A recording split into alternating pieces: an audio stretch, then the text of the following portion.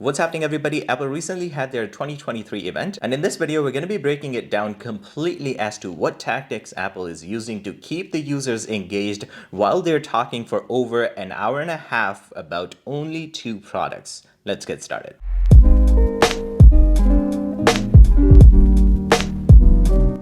So right off the bat, we should know that Apple has tested a lot of different new tactics for this specific presentation. The reason for that is that they didn't have a lot of products to talk about. They spent over an hour and a half talking about only two products, while usually they spend a lot less time talking about a lot more products. At the beginning of this event, they used very trendy music that blew up over on TikTok.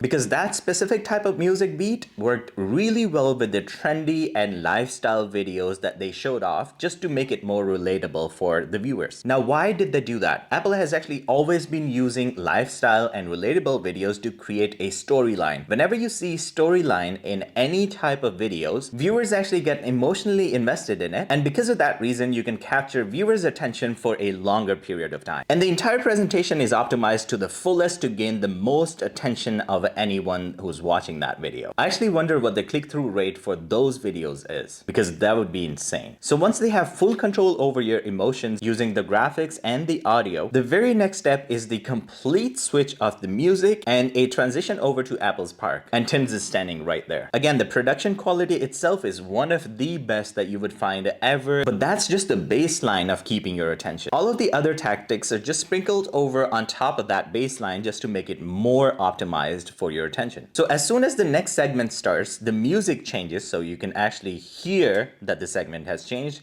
The transition happens so you can visualize exactly what's going on. Now, these transitions are basically hallmark for Apple's presentation videos, but they have actually utilized the new type of transitions that are very trendy these days called Let 'em Cook. These type of transitions were there in the market for a very long time, but now they're using data coming from TikTok platform where they have proven record of what exactly is working really well for their new generation and younger audience. And this type of transition is working really well these days, and that's why they utilized it in their presentation in the best form possible. So they made it more relatable for you by utilizing the audio that is more trendy these days, showing the visuals, as well as now they're using one more thing, and that is called the influencer marketing. If you don't know, the influencer marketing is one of the best and proven way to grab audience's attention, because they have their own brand established beforehand, and now you're using them to prove your point. And this time, Apple has gone out of their way to actually mention MKBHD, who was just a regular kid 10 years ago, and he has done a really good job talking about tech products throughout his career and has gained trust of millions of followers all across the world. Using his words as an example to prove their own product being really well is the best step that Apple could take. This step is going to help them brand themselves for the newer and younger generation that's going to be their future customers. I genuinely think that this step is helping Apple a lot more than it's helping MKBHD. He's not even paid for this. So in the beginning, they talk about their previous products because they don't have a lot of products to talk about right now, and they kind of use the influencer's opinion to back the point that their products are really good, and what they're about to launch would be the exact same type of high-end product. So whenever Apple is doing a product showcase, everything in the background is black just so you can focus on the product. The product is so big that it covers the entire screen. At the same time, the music on the background is very loud just so you can focus completely on what's shown on the screen. Again, these are extreme visuals and max audio to capture as much of your attention as possible. They mostly use 3D renderings just so they can capture lighting and focus on the product itself, which makes it a lot more easier for them to control the visuals. Next up are the locations. The chosen locations are so good that you're actually mesmerized by how beautiful they are. On top of that, the audio in these type of hard to control locations is so good that it's going to be really hard for us to recreate that, which puts their presentation at the highest level. Another cool tactics is that they choose the location of where the presenter is based off of what they're talking about. For example, if someone is talking about hiking, outdoor sports using Apple Watch, they're going to be standing outside in similar environment wearing similar clothes. It makes it more relatable and easier to grab attention of the viewers. Another new test that they did was a skit done for about 5 minutes about Mother Nature and 0% carbon footprint of Apple's future product production, and it was done really well. The reason for that is that Apple used the data-driven decision to go with the Office theme. Almost all of their user base is familiar with this show, and the show has really good numbers, and I think that's the reason why they utilized the same type of theme. I personally loved it because the questions that Mother Nature had were answered to the fullest, and she was satisfied to a point where she was happy with what Apple has done. According to this skit, they're not only very close to their goals, but they have done a lot more than that. For example, using recycled materials in their products, planting multiple forests. And because I'm being very skeptical about it, they're doing it because they're getting reimbursements or some sort of kickback out of it. Not sure about that. But as far as the attention grabbing is concerned, it was really well made skit and it actually worked out really well. I personally think that this skit was able to reset the user's attention and got them ready for the next 40 minutes of the presentation remaining. So all in all, the presenters themselves, their clothing, the environment that they were in, the transitions, the audio, the visuals, constant music change, not talking about any other competitors and comparing their current products with the old product's performance to show the performance increase is basically everything that Apple has done in this specific presentation to make the best out of users' attention